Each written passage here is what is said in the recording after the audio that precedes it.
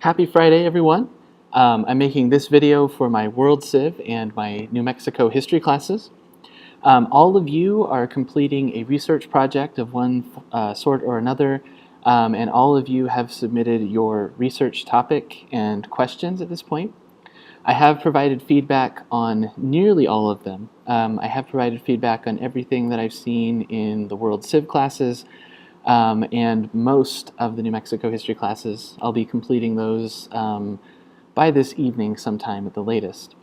I wanted to just make a couple of points about how important the question is, because I've given quite a bit of feedback on ways that you can sharpen your question to make it more focused, because the question is the thing that will help you to create your thesis or your argument. So in the instructions, I use those terms interchangeably. Your thesis will be your kind of one-sentence answer to your question, and then the rest of your project will be laying out with evidence from your sources how and why you reach that conclusion, or how and why you reach that answer.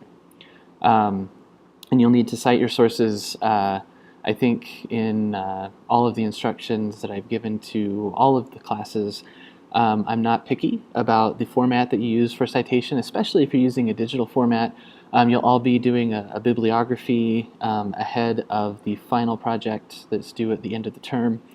But you do need to make some reference specifically to the sources in the body of your project. Again, that's just showing evidence. Your sources are the evidence for the conclusions that you've drawn, and so you do need to make reference to those. But given all the evidence that you'll find in the sources, the question that you ask will determine the shape of the answer that you can get.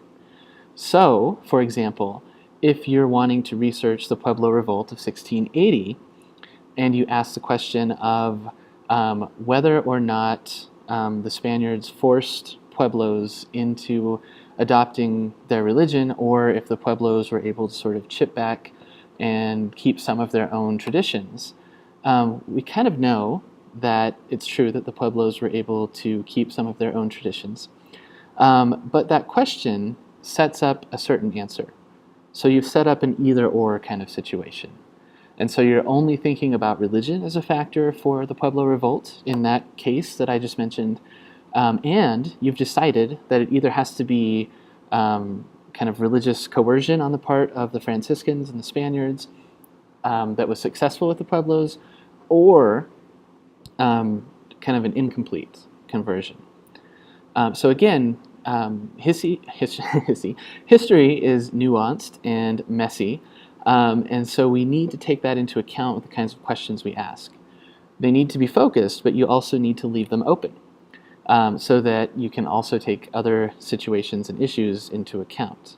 So another factor that was of major importance in the Pueblo Revolt was the extent to which the Puebloan and the Spanish colonial societies intermixed, either through rape, which was the kind of worst case scenario. There was sexual violence in the conquest, or through intermarriage, where families were constructed. Those things all existed. And so that was an important way of mixing cultures together during that period. So how did that factor into the equation if religious pressures were so important? And I'm not saying they weren't. Of course they were. But we also have to, again, think about intermixing. We have to think about the government that was in place at that time, as well as the economy. There were a lot of things going on that meant that the Pueblo Revolt happened when it did, and that made it successful when it was successful.